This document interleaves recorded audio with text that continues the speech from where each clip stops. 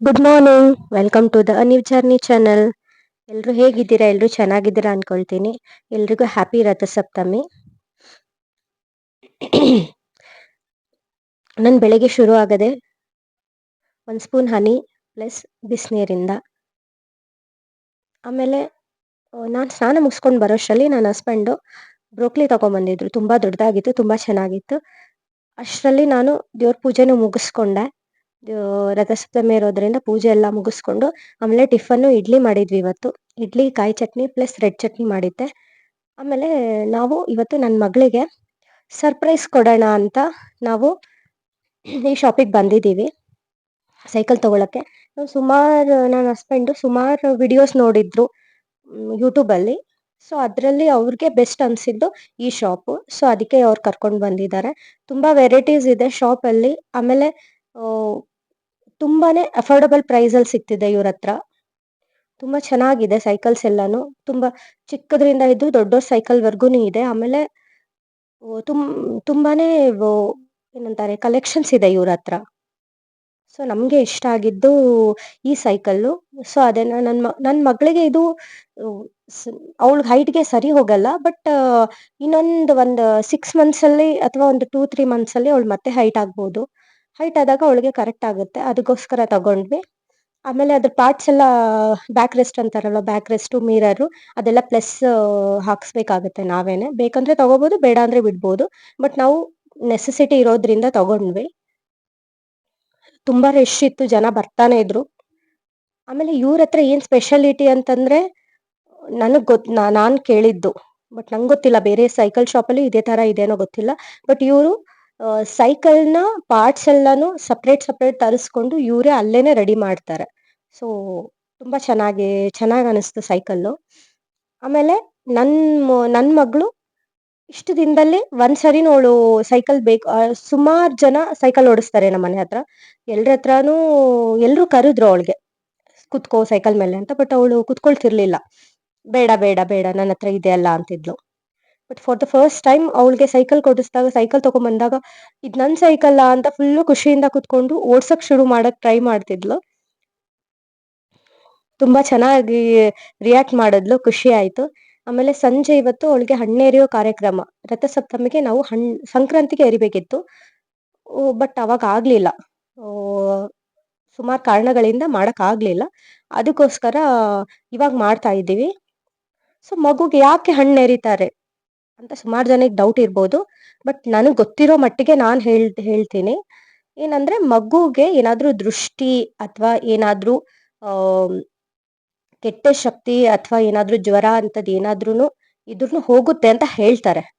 But ನನ್ಗೆ ಅಷ್ಟು ಕರೆಕ್ಟಾಗಿ ಗೊತ್ತಿರ್ಲಿಲ್ಲ. ಬಟ್ ನಾನು ಅದನ್ನ ಸರ್ಚ್ ಮಾಡ್ಬಿಟ್ಟು ನಿಮಗೆ ಹೇಳ್ತಾ ಇದ್ದೀನಿ. ಆಮೇಲೆ ಏನಪ್ಪಾ ಅಂದ್ರೆ ಸೈಂಟಿಫಿಕ್ ರೀಸನ್ ಏನಪ್ಪಾ ಅಂದ್ರೆ ತಲೆ ನೆತ್ತಿಯಲ್ಲಿ ಬ್ರಹ್ಮರಂಧ್ರ ಅಂತ ಇರುತ್ತೆ. ಸೊ ಆ ರಂಧ್ರದ ಮೇಲೆ ಈ ತರ ಸ್ವಲ್ಪ ಏನಾದ್ರೂ ಶಬ್ದ ಅಥವಾ ಈ ತರ ಹಣ್ಣು ಎರಿಯೋ ಟೈಮಲ್ಲಿ ಅದು ಬೀಳುತ್ತಲ್ಲ, ಆ ಶಬ್ದದಿಂದ ಸೊ ಮಕ್ಕಳಿಗೆ ಬುದ್ಧಿಶಕ್ತಿ ಜಾಸ್ತಿ ಆಗತ್ತೆ ಅಂತ ಸೈಂಟಿಫಿಕ್ ಆಗಿ ಹೇಳ್ತಾರೆ.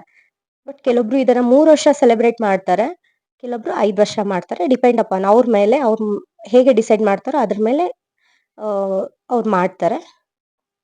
ಸೊ ಅದನ್ನ ನಾವು ಸಂಜೆ ಸೆಲೆಬ್ರೇಟ್ ಮಾಡಿದ್ವಿ. ನಮ್ಮ ಮನೆ ಹತ್ರ ಇರೋ ಆಲ್ಮೋಸ್ಟ್ ಜನ ಮಕ್ಕಳಿಗೆಲ್ಲ ಕರೆದ್ವಿ.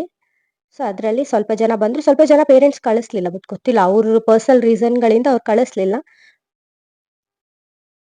ಚೆನ್ನಾಗ್ ಅನಿಸ್ತು. ಅವಳಿಗೆ ಬೆಳಗ್ಗೆಯಿಂದ ತುಂಬಾನೇ ಹುಷಾರಿರ್ಲಿಲ್ಲ ನನ್ನ ಮಗಳಿಗೆ. ಯಾಕೆ ಅಂತ ಗೊತ್ತಿಲ್ಲ. ಈ ತರ ಬರ್ತಡೇ ಆಮೇಲೆ ಈ ತರ ಫಂಕ್ಷನ್ನು ಅವಳಿಗೆ ಪರ್ಸನಲಿ ಅವಳಿಗೆ ಏನಾದ್ರೂ ಈ ತರ ಸೆಲೆಬ್ರೇಟ್ ಮಾಡ್ತೀವಿ ಅಂದಾಗ ಅವಳಿಗೆ ಯಾಕೋ ಗೊತ್ತಿಲ್ಲ ಜ್ವರ, ವಿಪರೀತ ಜ್ವರ ಬಂದ್ಬಿಟ್ಟಿತ್ತು. ನಾವು ಕ್ಯಾನ್ಸಲೇ ಮಾಡ್ಬೇಕು ಅಂತ ಡಿಸೈಡ್ ಮಾಡ್ಕೊಂಡ್ಬಿಟ್ಟಿದ್ವಿ. ಬಟ್ ನಮ್ಮ ಮನೆ ಹತ್ರ ಇರೋ ಹುಡ್ಗಿರ್ ತುಂಬಾ ಚೆನ್ನಾಗಿದ್ದಾರೆ. ಅವ್ರು ಏನಂದ್ರು, ಆಂಟಿ ನಾವು ಹೆಲ್ಪ್ ಮಾಡ್ತೀವಿ ಬನ್ನಿ ಅಂತ ಹೇಳಿದ್ರು. ಆಮೇಲೆ ನಮ್ಮ ಅತ್ತೆನೂ ಫೋನ್ ಮಾಡಿ ಹೇಳಿದ್ರು, ನಾನು ರೆಡಿ ಮಾಡ್ಕೊಂಡ್ ಬರ್ತೀನಿ, ಮಾಡೋಣ ಅಂತ ಹೇಳಿದ್ರು ನಮ್ಮ ಅತ್ತೆ ಮಾವ. ಸೊ ಹಾಗಾಗಿ ಎಲ್ರೂ ಸೇರಿರೋದ್ರಿಂದ ಕಾರ್ಯಕ್ರಮ ಆಯ್ತು. ಇದು ರಥಸಪ್ತಮಿದು ಒಬ್ರಿಂದಾನೇ ಆಗಲ್ಲ. ಯಾವುದೇ ಫಂಕ್ಷನ್ಸ್ ಆಗ್ಲಿ ನಾನೊಬ್ರೇ ಮಾಡ್ತೀವಿ ಅಂದ್ರೆ ಆಗಲ್ಲ. ದೊಡ್ಡೋರು ಮನೇಲಿರೋರು ಹೆಲ್ಪ್ ಇಂದಾನೇ ಆಗೋದು. ಅದ್ ನನ್ ಪರ್ಸನಲ್ ಒಪಿನಿಯನ್. ದೊಡ್ಡೋರಿಂದಾನೇ ಆಗೋದು. ಮನೇಲಿ ದೊಡ್ಡೋರಿದ್ರೇನೆ ಚಂದ. ಸೊ ಅವರಿಗೆ ಆಮೇಲೆ ನನ್ನ ಮಗಳು ಸರ್ಪ್ರೈಸ್ ಆಗಿ ಕುತ್ಕೊಂಡಿದ್ಲು. ಸ್ಟಾರ್ಟಿಂಗ್ ಸ್ವಲ್ಪ ಹತ್ಕೊಂಡ್ಲು, ಹುಷಾರಿಲ್ಲ ಅಂತ. ಆಮೇಲೆ ಸರಿ ಹೋದ್ಲು ಅವಳು.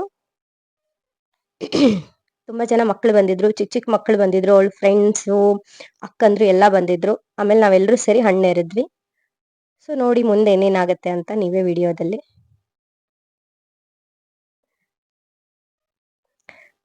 ನಮ್ಮ ಈ ಫ್ಯಾಮಿಲಿ, ನನ್ನ ಈ ಚಾನಲ್ ನಿಮ್ಗೆ ಯಾರಿಗಾದ್ರೂ ಇಷ್ಟ ಆಗಿದ್ರೆ ನನ್ನ ಚಾನಲ್ನ ಲೈಕ್ ಮಾಡಿ, ಸಬ್ಸ್ಕ್ರೈಬ್ ಮಾಡಿ, ಶೇರ್ ಮಾಡಿ, ಆಮೇಲೆ ಕಮೆಂಟ್ ಮಾಡಿ. Thank you. ಕಂಟಿನ್ಯೂ ಆಗಿ ನೋಡಿ ವಿಡಿಯೋನ.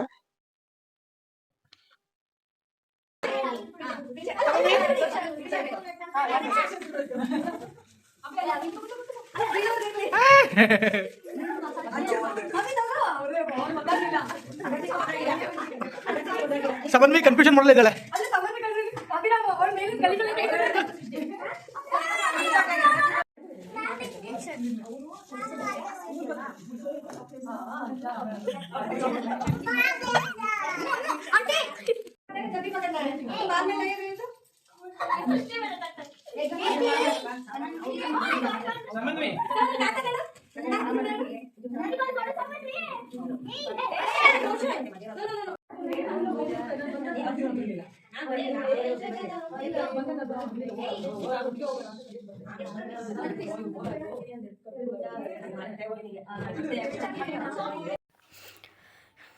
ನಾವೆಲ್ಲ ಡ್ಯಾನ್ಸ್ ಮಾಡ್ತಿದ್ದೀವಲ್ವ, ರೀಲ್ ಮಾಡ್ತಿದ್ದೀವಲ್ವ, ಇದು ಯಾವುದು ಅಂತ ಯಾರಾದರೂ ಗೆಸ್ ಮಾಡಿ ನೋಡೋಣ.